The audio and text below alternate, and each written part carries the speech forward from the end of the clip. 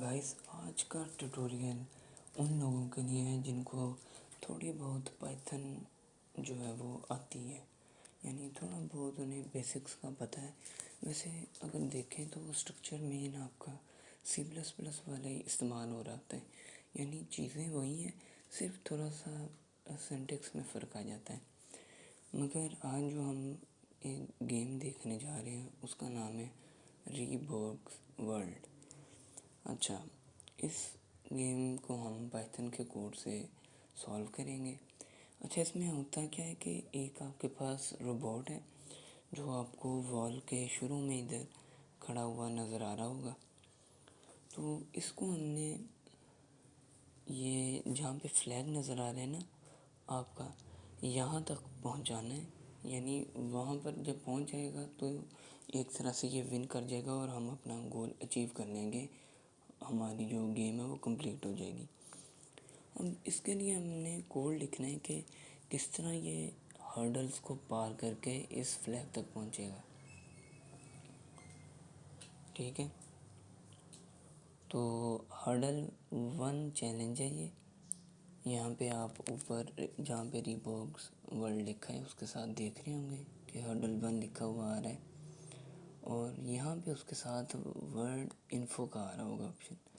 अगर आप इसको क्लिक करेंगे तो ये देखें, ये बता रहा है कि इस गेम में आपने क्या करना है। यहाँ पे सिंपल उसने कहा हुआ है कि आपने एक जंप का फंक्शन बनाना है और टर्न, लेफ़्ट और मूव की कमांड यूज़ करके इस प्रोग्राम को सॉल्व करना है। अब मैं थोड़ा सा आपको इस गेम के बारे में बता दूं कि अगर आप यहाँ पे रीबॉक्स कीवर्ड के ऊपर क्लिक करेंगे तो आपको ये सारी कमांड्स शो हो जाएंगी। यहाँ पे आप देख रहे होंगे मूव की कमांड है आपके पास, टर्न लेफ़्ट की कमांड है, ठीक है, मगर टर्न अराउंड या टर्न राइट इस तरह की कोई कमांड नहीं है। मगर अगर आप थोड़ा सा सोचें तो टर्न लेफ़्ट और मूव की कमांड से ही आप टर्न अराउंड और टर्न राइट बना सकते हैं। अगर आपको थोड़ी सी मुश्किल हो रही है तो मैं आपको बता देता हूँ। अगर आप सिंपल लिखेंगे ना मूव, तो इससे क्या होगा,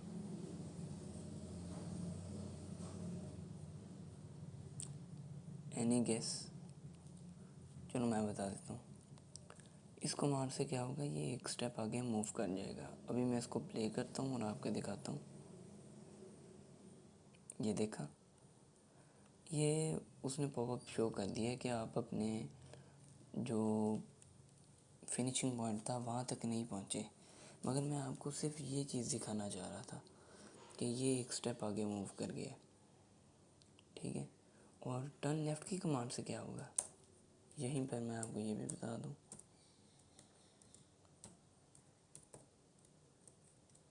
दोबारा रन करते हैं, ये देखें, यहाँ पे पहुँचकर अब उसने अपने लेफ़्ट पे टर्न कर लिया। अब उसका फेस वॉल की तरफ है, देख रहे हैं आप, बैकग्राउंड की तरफ।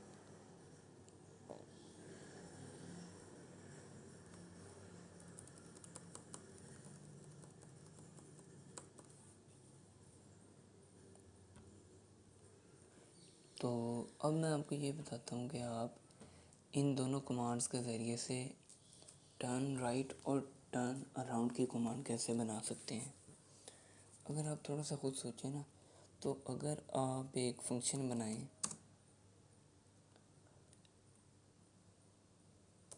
टर्न अराउंड का,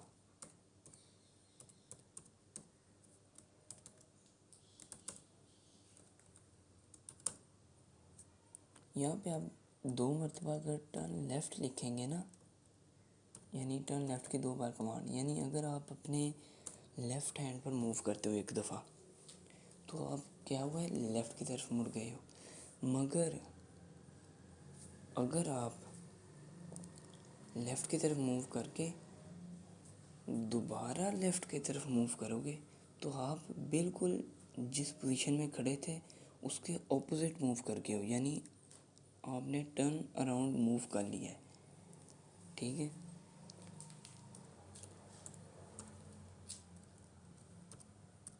यहाँ पे दूसरी दफ़ा टर्न लेफ़्ट लिखें और अब हमने इस फंक्शन को कॉल करना है।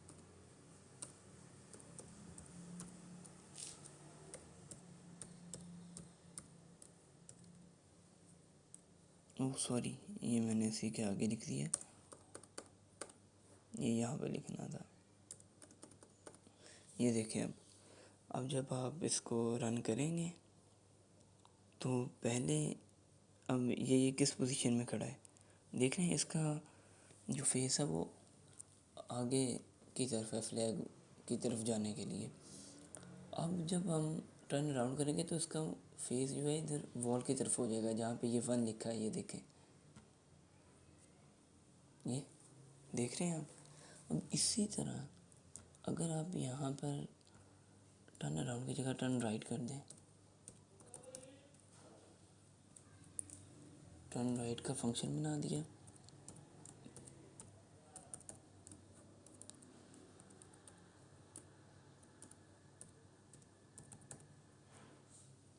अब अगर आप 3 दफ़ा टर्न लेफ़्ट लिखते हैं, आप गौर से सोचें, आप एक दफ़ा लेफ़्ट पे मूव किए तो टर्न लेफ़्ट हो गया। अगर आप एक ही पोजीशन पे खड़े हैं और 2 दफ़ा टर्न लेफ़्ट किया, मतलब पहले बाएं हाथ को मुड़े और दोबारा बाएं हाथ को मुड़ गए, तो आप बिल्कुल टर्न अराउंड हो गए। ऐसा ही है। अब अगर आप टर्न अराउंड यानी 2 दफ़ा टर्न लेफ़्ट करके टर्न अराउंड वाली पोजीशन पे खड़े हैं और दोबारा टर्न लेफ़्ट करें, तो आप अगर गौर से सोचें तो आप अपनी राइट साइड पे मूव कर गए हैं। अब आप जहाँ से आपने शुरू किया था, आप उस जो है ना वो पोजीशन के से राइट पे मूव कर गए हैं। मैं आपको दिखाता हूँ। अब ये देखें, ये रोबोट खड़ा है। ये पहले लेफ़्ट को मूव करेगा यानी अपने बैकग्राउंड की तरफ, पहली दफ़ा लेफ़्ट पे। फिर दूसरी जब होगा ना लेफ़्ट, टर्न लेफ़्ट, तो इसका फेस इधर वॉल की तरफ हो जाएगा, 1 की तरफ। और जब तीसरी दफ़ा टर्न लेफ़्ट होगा ना, तो ये टर्न राइट को मूव कर देगा। यानी अगर आप यहाँ पे खड़े होते और आपने टर्न राइट करना था तो आपका फेस सीधा बाहर वाली साइड स्क्रीन की तरफ आ जाता। मगर अगर आप ये 3 दफ़ा टर्न लेफ़्ट इस्तेमाल करेंगे तो भी यही फंक्शन परफॉर्म होगा। ये देखिएगा, देख रहे हैं आप, ये अब अपने राइट की तरफ मूव करने वाली पोजीशन पे खड़ा है। तो इस तरह आप मूव और लेफ़्ट का फंक्शन इस्तेमाल करके अपना टर्न अराउंड और टर्न राइट का फंक्शन भी बना सकते हैं। टर्न अराउंड की मुझे लगता नहीं ज़रूरत इतनी पड़ेगी, बाकी टर्न राइट की ज़रूरत ज़रूर पड़ेगी। तो देखते हैं अब क्या करना है इस गेम को विन करने के लिए।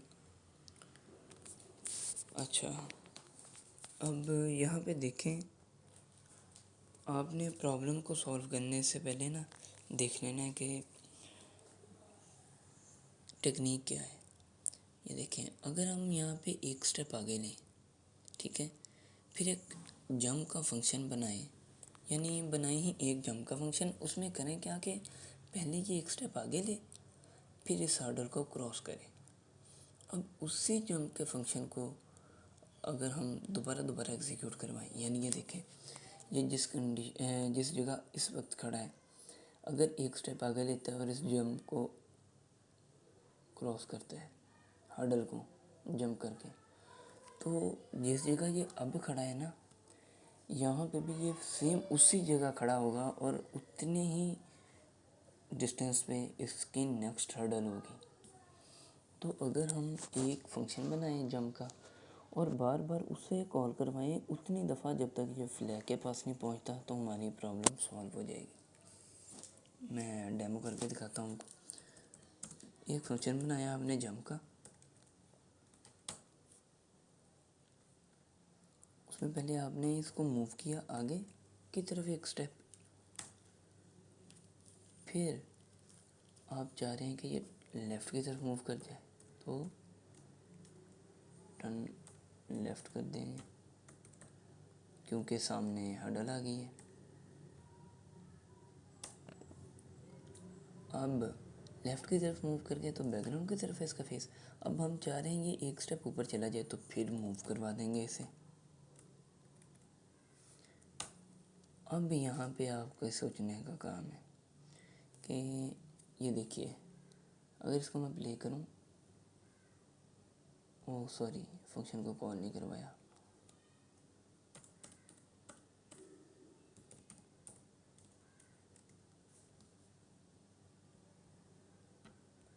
ये देखिए, ये ऊपर चला गया। अब इसने राइट पे मूव करना था, तो जिस तरह मैंने आपको बताया क्या करना पड़ेगा, यहाँ पे 3 दफ़ा लेफ़्ट लिखने के बजाय या मूव के बाद अगर मैं ऊपर अलहदा फंक्शन बना दूँ राइट का, ताकि हमें बार बार लिखनी ना पड़े 3 दफ़ा टर्न लेफ़्ट की कमांड।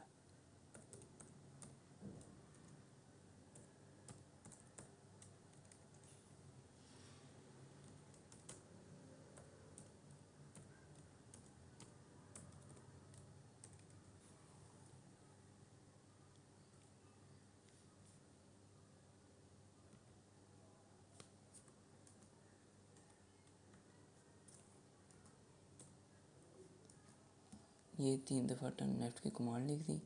अब मूव के बाद यहाँ पे हम अगर टर्न राइट को कॉल कर देते हैं,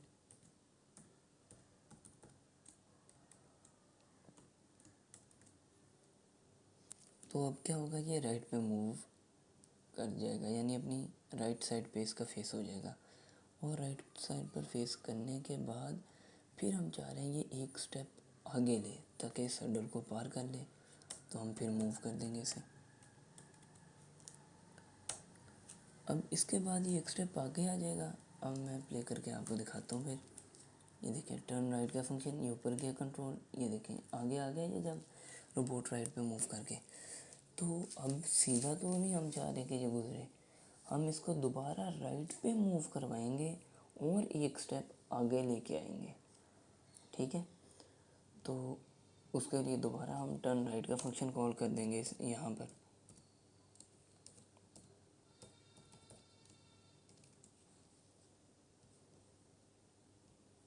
ठीक है, उसके बाद ये इसका फेस जब सामने की तरफ हो जाएगा तो फिर हम नीचे एक स्टेप मूव करवाएंगे। तो एक स्टेप नीचे टर्न राइट के बाद मूव करवाएंगे। टर्न राइट के बाद एक स्टेप मूव करवाने के बाद अब देखिएगा यहाँ पर क्या होता है। देखिए, अब हम चाह रहे हैं कि ये टर्न लेफ़्ट की तरफ हो जाए, यानी अपने लेफ़्ट को मूव कर जाए। कोड लिखते हैं इसके लिए।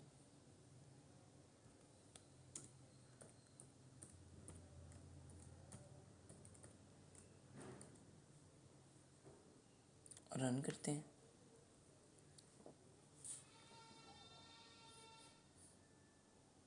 देख रहे हैं आप, अब एक तरह से आपने अपना गोल हाफ अचीव कर लिया है। पता है किस तरह, मैं बताता हूँ। आप जिस कंडीशन में खड़े थे यहाँ पर, ये 1 के पास आप मूव किया, ये जंप का फंक्शन हमने एक बार कॉल किया, आपने आगे मूव किया, इसको क्रॉस किया और फिर उसी जगह पर खड़े हो गए हैं जहाँ पर आप पहले खड़े थे। बात समझ आ रही है?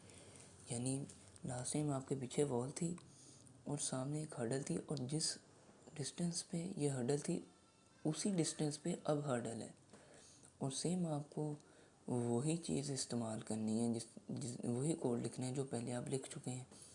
मगर बार बार कोड लिखने के बजाय हमने ये फंक्शन क्यों बनाया है? हमने इसीलिए बनाया है क्योंकि रेपिटेशन आ रही थी ना स्टेप्स में। तो हम फंक्शन को ही अगर उतनी बार कॉल कर लें जितनी बार हमें चाहिए, तो हम जी अपना जो टास्क है वो कंप्लीट कर लेंगे। तो अब यहाँ पर आपने हर्डल्स को काउंट कर लेना कितनी है, 3 4 5 6 हर्डल्स हैं। तो 6 टाइम्स आपने ये जंप का फंक्शन कॉल करना है, आपका टास्क अचीव हो जाएगा। ये देखिए,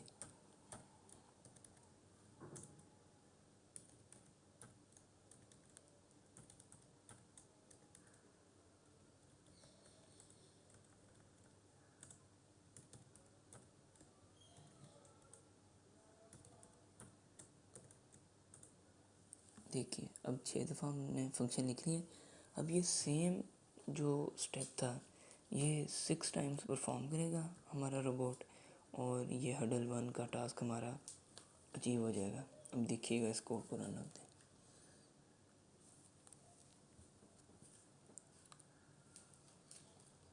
देख रहे हैं आप, सेम स्टेप था। हमने रेपिटेशन ऑफ स्टेप्स की वजह से फंक्शन बनाया और उसे उतनी बार एग्जीक्यूट करवा दिया जितनी हमने हर्डल्स क्रॉस करनी थी। तो ये देखिए,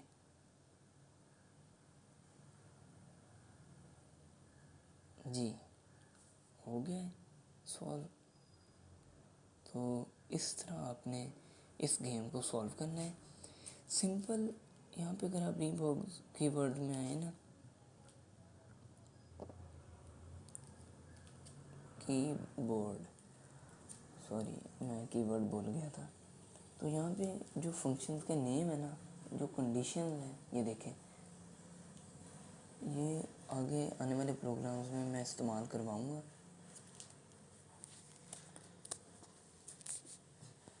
तो नेक्स्ट जब आप प्रोग्राम्स करेंगे उसमें इन कंडीशंस को आप अच्छे से जान जाएंगे। वैसे अगर आप इसके नेम्स पढ़ लेना इनके, तो आपको समझ आ जाएगी कि ये गेम बहुत आसान है। एक अगर नया है ना बंदा और उसे C++ की भी थोड़ी सी समझ है, तो सिर्फ पाइथन का सिंटैक्स से उसे पता चल जाए तो वो ये गेम कर लेगा। ठीक है, तो ये था आज का प्रोग्राम। मिलते हैं नेक्स्ट प्रोग्राम में जिसमें हम हर्डल 2 चैलेंज करेंगे। अल्लाह हाफ़िज़।